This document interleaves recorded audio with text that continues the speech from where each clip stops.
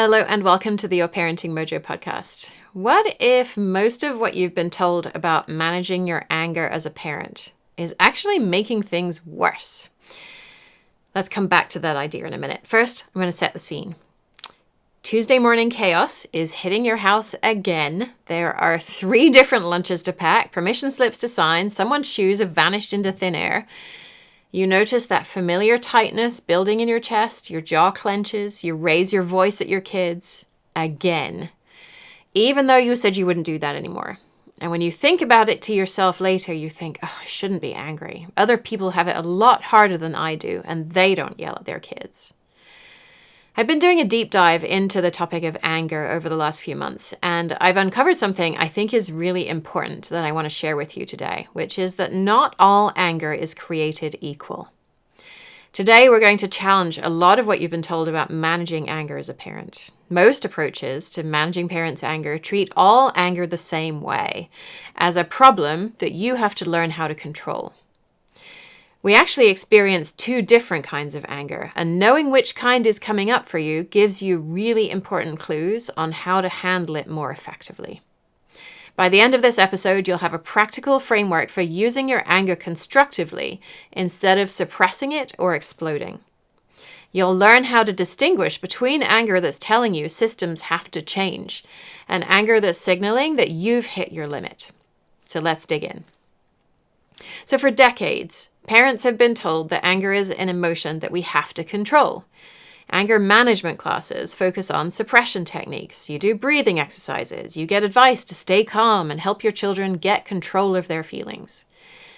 The underlying message is always the same. Anger is a problem that must be stopped. And when we don't feel angry, there's no problem. But research shows that control-based approaches often don't work, and sometimes they make things worse.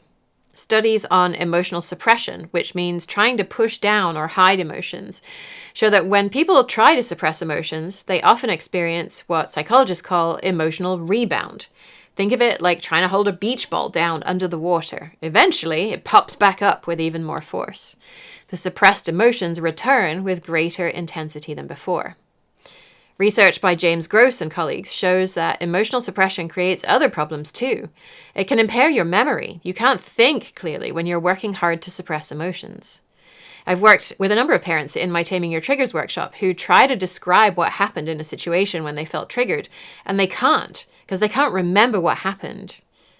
Suppressing emotions can damage relationships because it's really hard to have authentic emotional connections with other people when you're constantly hiding your true emotional experience.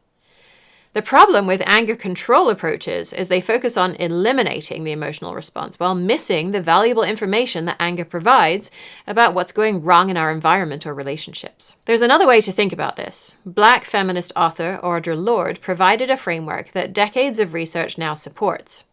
She wrote, "Anger is loaded with information and energy." When you feel anger, your emotional system is telling you something important to you is being threatened or violated. Your anger about being the default parent who handles all decisions is information about fairness and partnership. Your frustration about the reading that school says you're supposed to do with your child every day is information about what's sustainable for your family. A comprehensive research review by Richard and colleagues examined 46 studies on anger and found that anger serves important functions in our cognitive and emotional systems. Anger activates specific brain pathways that help us pay attention to threats and mobilize energy for action. These are features, not malfunctions. The research showed that anger is associated with increased attention to anger-related stimuli. In other words, when we're angry, our brains become very good at noticing what's wrong. It's a way of gathering valuable information about problems that you can use to decide where to focus your attention. Philosopher Maisha Cherry used Audre Lorde's work to help us understand the 2 distinct categories of anger that I want to tell you about that I found so useful. Cherry calls the first kind Lordian rage after Audre Lorde's work. Other researchers call it values-aligned anger or moral anger. This carries information about legitimate concerns and aims for positive change. This anger emerges when your core values around things like fairness, respect, autonomy, safety, or competence are being violated. Values-aligned anger typically builds gradually rather than exploding suddenly. It points to specific, identifiable problems. It motivates you towards solutions and change. It connects to your deeply held values about fairness, safety, respect. And it persists until the underlying issue gets addressed. More importantly, values-aligned anger can energize you toward wanting change rather than leaving you drained. So let me give you some examples. You might feel angry about carrying the mental load of tracking everyone's schedules, supplies, and appointments while your partner focuses only on tasks you've assigned to them. Maybe you feel angry about school policies that create impossible demands on families, like constant volunteer expectations or long list of supplies that you're supposed to buy for the classroom. More broadly, you might feel angry about workplaces that penalize mothers but not fathers for having kids. Policies that make healthcare and childcare so expensive, and how people in many places around the world are treated with so much indignity. So that's values-aligned anger. The second type of anger is reactive anger. This emerges from overwhelm, from past triggers getting activated, or from basic needs today going unmet. This anger is not always about the immediate trigger. It's your nervous system's way of saying, I can't cope right now. Reactive anger typically comes suddenly with intensity that might surprise you. It seems disproportionate to what triggered it, which is why you explode when your child does something that's really pretty age-appropriate. Reactive anger can leave you feeling drained rather than energized. It often connects to past experiences or current overwhelm, and it decreases when you meet some of your basic needs like food, rest, and support. So here are some examples of reactive anger. You explode at your kid for normal kid behavior when you're exhausted from work stress. You get triggered when your child does something you would have been punished for as a child. You snap at family members when you're hungry, overstimulated, or you're feeling touched out. Or you experience rage that seems to come from nowhere during particularly overwhelming periods that doesn't affect you as much when you have had enough food and movement and rest. My current thinking is that you can't always tell just by the inciting event what kind of anger you're looking at. You have to look at your own history and situation to know what kind of anger you're dealing with. So if your kids start fighting and you were repeatedly hit by your own sibling when you were young, it's likely reactive anger, overwhelm due to being triggered by that memory. If you didn't experience that kind of treatment, but you still get angry when siblings hit each other, it's more likely to be values-aligned anger related to needs for fairness, justice, and safety. I can also imagine it being possible to experience both kinds of anger at once, in which case our job is to try to heal the pain that causes the reactive anger so that we can then manage the remaining values-aligned anger. So that might look like reassuring our nervous system that we're safe now, that this is not our brother hitting us, and that just because our kids are having a hard time right now doesn't mean one of them is going to terrorize the other one. And then, once we're experiencing less reactive anger, we're better equipped to help our kids create a situation where each of them can get their needs met instead of fighting as they try to do that, which addresses our values-aligned anger. Reactive anger is trying to tell us, I'm overwhelmed and I've hit my capacity limit, or I'm triggered and something happening now is activating something in me that hasn't healed yet. Sometimes it's saying, my basic needs aren't met. I need food, I need sleep, I need connection, I need movement that feels good to my body. Our values-aligned anger tells us this system is not working and we can do better. When it's about the mental load, it might be saying, I don't think the household chores are shared fairly at the moment. When it's about the impossible school demands, it's saying these expectations don't align with our family's well-being. When it's about lack of support, it's saying we need different policies that actually work for families. I think the big myth that our culture is trying to sell us, particularly as women, is that if we work hard enough on our own selves, that we will heal and we won't feel angry anymore. But because values-aligned anger isn't about us as much as it is about what's happening out in the world, we can't heal our way out of that. It reminds me a lot, actually, of the smoke alarm at our house. So sometimes it calls the fire department when Karis is microwaving chocolate and I'm on a call the day that my book is released, not that that has ever actually happened. That's our reactive anger. There's no real emergency. It's just chocolate smoking a little bit in the microwave. But the alarm reacts as if there is a real emergency and the fire trucks actually show up, ready to battle the blaze.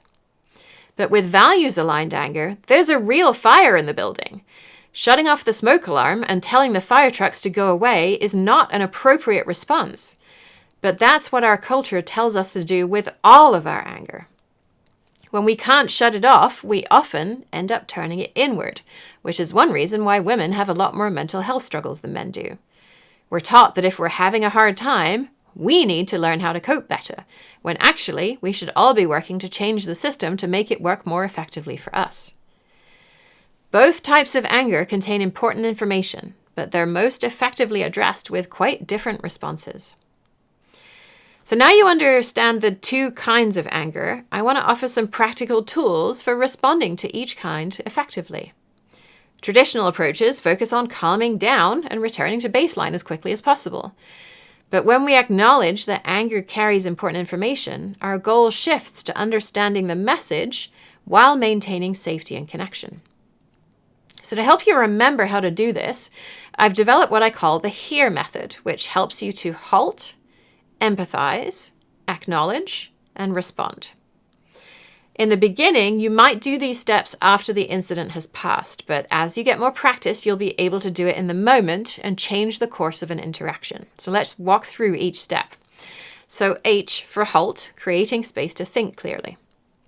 When you notice anger building, the first priority is creating conditions where you can think clearly and understand what the emotion's creating. We're working to create space to understand it and respond to the information it contains.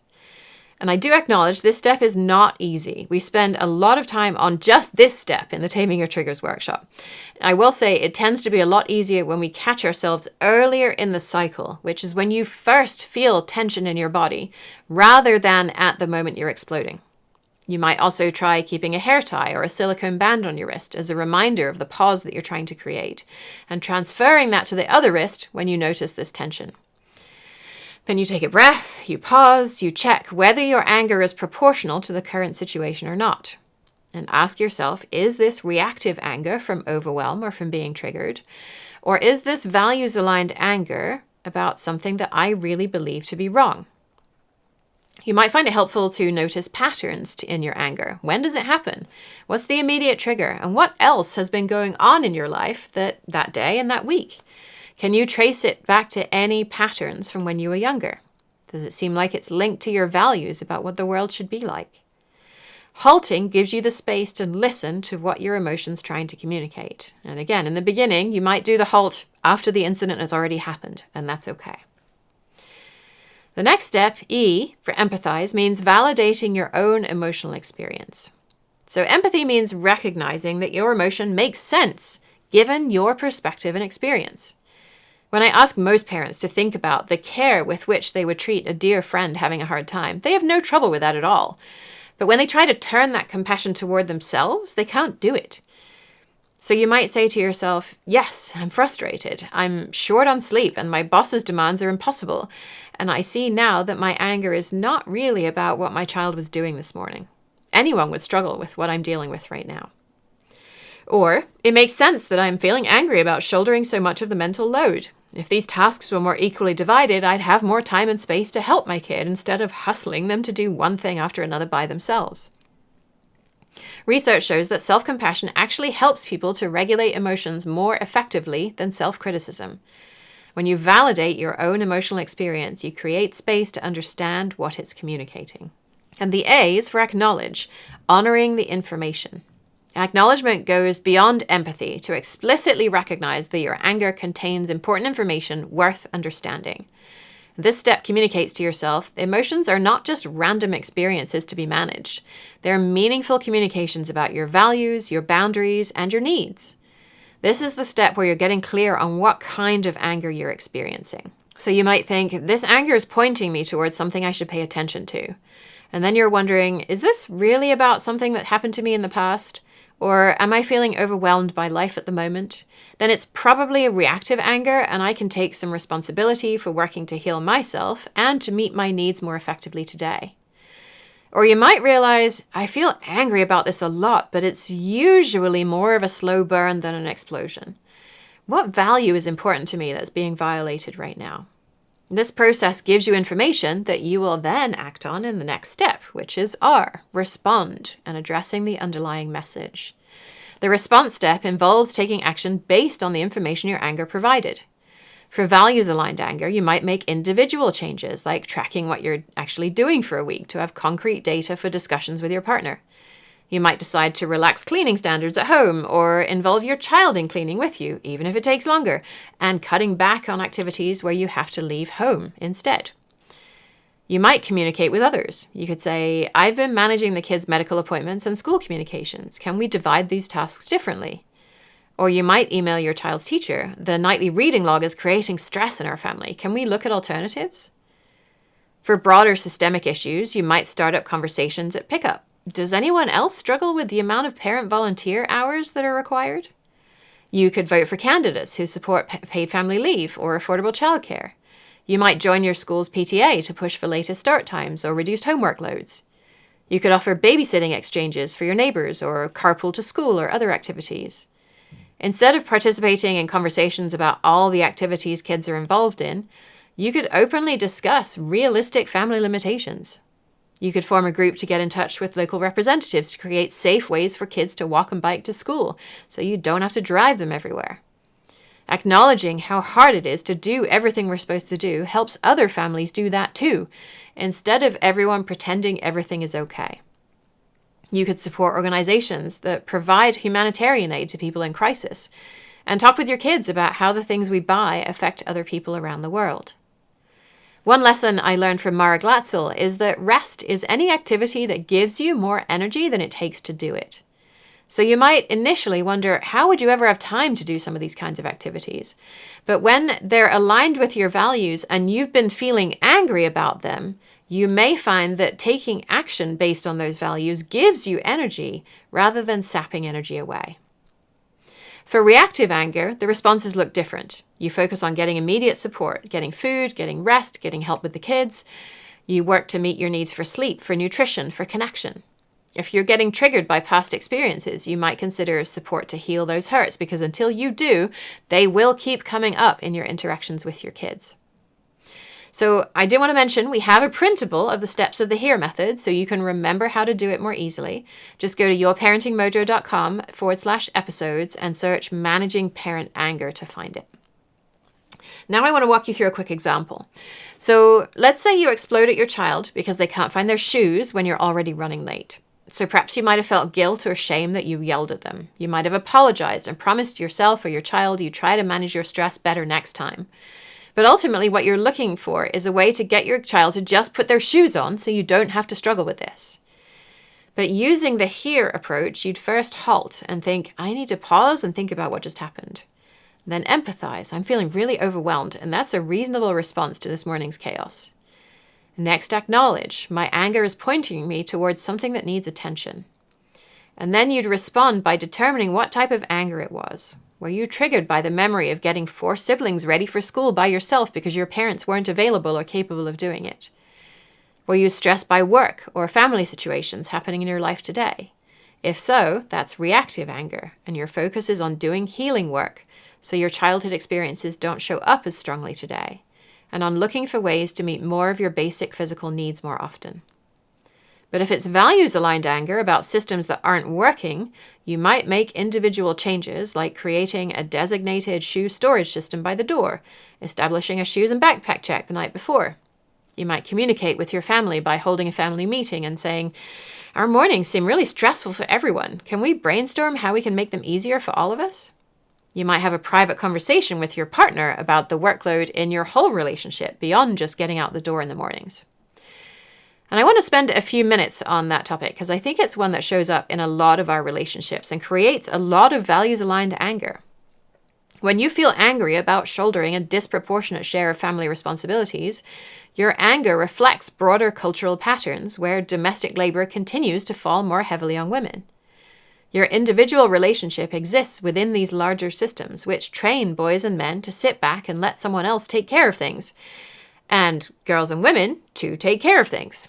Not all relationships fall into that kind of pattern, but a lot of them do. Women are also taught that asking for help means we're ungrateful, and when we don't get help the first time we ask and then we ask again, we're now nagging. We might assume our partner won't hear us, so there's no point in even asking. Or we might have evidence that when we ask for help, nothing will change. Or it'll change for a week and then go back to how it was before. To echo what I said earlier, you can't heal your way out of that situation. In this context, doesn't it make sense that you feel angry? When women express anger about these imbalances, many male partners respond defensively or dismiss the concerns entirely. They might say, well, I do help, and point to jobs like taking out the trash or changing the oil in the car. They might say, well, you're too critical of what I do and how I do it, when they're presented with data about household labor distribution. Some will become angry themselves, turning the focus away from the systemic issue toward the woman's tone or timing. Others withdraw completely, which often leads women to conclude that expressing anger only makes things worse. And this whole dynamic keeps the system intact. When women suppress their legitimate anger to avoid conflict, nothing changes.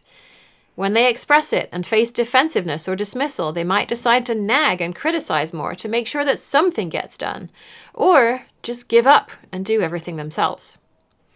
Change becomes possible when both people can step back and examine how they're participating in these patterns. Criticism really doesn't help in a relationship, but when we ask people who criticize why they do it, we often learn that they perceive that so few of their needs are met now that they worry if they stop criticizing, then none of their needs would be met. So if we want to work towards a relationship where each of us can share what's really going on for us and what needs we're trying to meet, and take some responsibility for meeting that need ourselves and ask for help as well. And then we aren't stuffing our anger down, and we also aren't criticizing. And we feel less angry because the family system is working more effectively for us. I've helped lots of parents do that through private coaching, and there's a free introduction to those tools in the Taming Your Triggers workshop. So let's bring this all together. First, I want to encourage you to listen to what your anger is telling you.